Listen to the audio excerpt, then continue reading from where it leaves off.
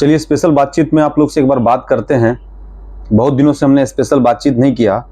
खासकर आज स्पेशल बातचीत को इसलिए हम आपके सामने लेकर आए हैं कि शिक्षक अभ्यर्थियों से संबंधित जो नियमावली निकला है या फिर तमाम ऐसी चीज़ें जो चल रही है, जो लोग उसको बहुत अच्छे करीबी बहुत बारीकी से जानना चाहते हैं, बहुत करीब तरीके से जानना चाहते हैं कि भाई एकदम पूरा क्रिस्टल क्लियर हो जाए, तो उन बातों पर हम थोड़ा चर्चा कर लें। जैसा कि देखिए बीपीएससी के जो सेक्रेटरी हैं वो बहुत अच्छे, सेक्रेटरी महोदय बहुत अच्छा से इसको क्लैरिफाई कर दिए हैं। हमें लगता है कि अब इससे ज़्यादा कुछ और अप्रोच करने की आवश्यकता है, लेकिन कुछ प्रमुख बिंदु था जिस पर बात करने की आवश्यकता थी। जैसा कि एक जगह उन्होंने कहा था कि पेडागोजी हम क्यों लें, ऑलरेडी वो सीटेट पास है, एसटीटी पास है, उसने पेडागोजी का एग्ज़ाम दे दिया है। तो शायद उनको पता होगा कि एसटीटी में जो जिस विषय से थे माध्यमिक स्कूल में, उस विषय से वो परीक्षा ऑलरेडी पास कर चुके थे और फिर से उनको 100 नंबर का व्यवस्था दिया गया है। तो ऐसा नहीं कि रिपीटेशन नहीं हुआ, रिपीटेशन तो हुआ है। खैर जो भी हो, परीक्षा पद्धति से तो भागना नहीं है। जो परीक्षा पद्धति आपको दिया गया, हम एक लाइन में साफ करते हैं। सबसे पहले 1 to 5 को देखिए। 1 to 5 में दिया गया कि बीएसईबी यानी बिहार स्कूल एग्जामिनेशन बोर्ड जो है, जो सिलेबस इख्तियार किया है, जो सिलेबस तैयार किया है, आपको चैप्टर का टाइटल वही लेना है, ठीक है। लेकिन चैप्टर के टाइटल को जरूर लेना है, लेकिन चैप्टर के टाइटल में आप अपने स्तर तक की पढ़ाई करें। यानी आप ऐसे समझ लीजिए कि मान लीजिए कि 1 to 5 में कहीं पर एक चैप्टर का नाम पर्यावरण है, तो पर्यावरण का जो इन्वायरमेंट का जो आपका चैप्टर है, वो जो टाइटल है, उस टाइटल को आप अपने इंटर लेवल तक पढ़ेंगे। क्योंकि आप इंटर पास जो है वो प्राइमरी स्कूल के एलिजिबल कैंडिडेट हैं, तो आपको चैप्टर वहां से उठाना है, लेकिन आपकी पढ़ाई का जो क्रम है वो आगे रहना है, यानी 6, 7, 8, 9, 10, 11, 12 तक का। क्योंकि आपने 12 तक की तैयारी की, यानी 12 तक के सिस्टम में आप हैं, तो आपका जो अप्रोच होगा वो 12 तक का होगा। पढ़ाना आपको प्राइमरी को है, तो चैप्टर उठाना है प्राइमरी से, और आपका जो अपना लेवल जो है वो लेवल वो इंटर तक पहुंचा देना है। उसी तरह 6 to 8 का तो अभी कोई क्लेरिफिकेशन नहीं, चूंकि आयोग ने ही कहा कि मेरे पास उसका सीट का ब्यौरा नहीं आया, तो उस पर हम क्या नियमावली या फिर क्या उस पर इफेक्टिव जोन को निकालें। रही बात हाई स्कूल और 10+2 का, अब सोचिए हाई स्कूल में जो बीएसईबी का जो सिलेबस है, जैसे मान लीजिए कि हाई स्कूल के बीएसईबी के सिलेबस पर आप जाते हैं, उसमें भारतीय स्वतंत्रता आंदोलन के बारे में दिया गया है कि भारतीय स्वतंत्रता आंदोलन का बीएसईबी का 9, 10 में क्या सिलेबस है।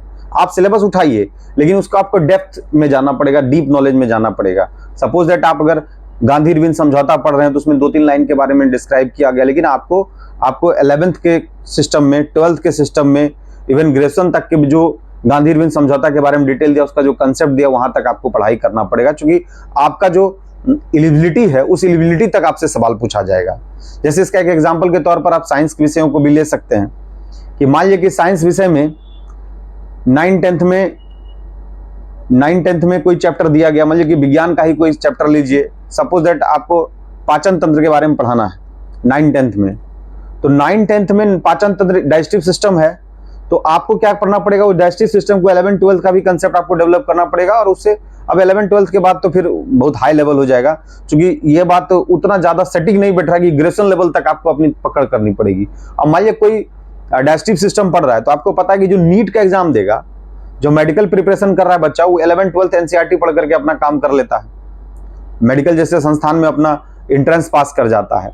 अब ग्रेजुएशन लेवल पर बायोलॉजी पढ़ेगा, तो ग्रेजुएशन लेवल पर बायोलॉजी पढ़ने मतलब डाइजेस्टिव सिस्टम, उसको क्या क्या करना पड़ेगा, तो पाचन तंत्र जो दिया गया है, वो पाचन तंत्र अब सभी तरह के जंतुओं, यानी जितना फाइलम पढ़ा है, उस फाइलम के सभी चीजों का डाइजेस्टिव सिस्टम को कंप्लीट करना पड़ेगा। तो थोड़ा सा सिलेबस को समझने में एक यहाँ पर एक ऑब्स्टेकल आ रहा है कि भाई आखिर कहाँ तक की तैयारी करेगी। इंटर लेवल तक तो बायोलॉजी, केमिस्ट्री या फिजिक्स अपने आप में हाई लेवल है। अब ग्रेजुएशन लेवल पर फिजिक्स जाके पढ़ना, ग्रेजुएशन लेवल पर जाके केमिस्ट्री पढ़ना, ग्रेजुएशन लेवल पर जाके हिस्ट्री पढ़ना, मान लीजिए ठीक है हम किसी पुस्तक के माध्यम से पढ़ते हैं कि कैबिनेट मिशन प्लान भारत में आया, चलिए एसएसटी वाले के लिए बात करते हैं। अब कैबिनेट मिशन प्लान का ग्रेजुएशन लेवल पर क्या कंसेप्ट होगा, तो बहुत सारी तमाम ऐसी बातें हैं जो बातों को समझने वाली बात है, तो घबराने की जरूरत नहीं है। हम तो आपको बोलेंगे कि जिस किसी को पढ़ें कंसेप्ट के साथ पढ़ें। और रही बात इंग्लिश 25 नंबर और हिंदी का जो 75 नंबर, उन्होंने कहा कि हिंदी थोड़ा टफ होगा, कि ऐसा नहीं कि 25 छोड़ के 75 बनाएगा तो हो जाएगा। तो हिंदी में भी उसका अपना मापदंड होगा, मापदंड इन द सेंस कि आप कितना लेवल तक उसको पढ़िएगा।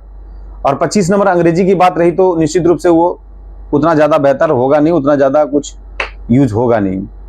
तो चलिए, कमोबेश एक आपके पास से एक अप्रोच आ गया है, लेकिन कुछ बातों पर और भी चर्चा होनी चाहिए थी कि ये लेवल आप 11-12 से ऊपर कहाँ तक ले जाएंगे। जैसे कहा गया कि भाई कोई 10+2 में टीचर है और पीजी तक की उनकी पढ़ाई।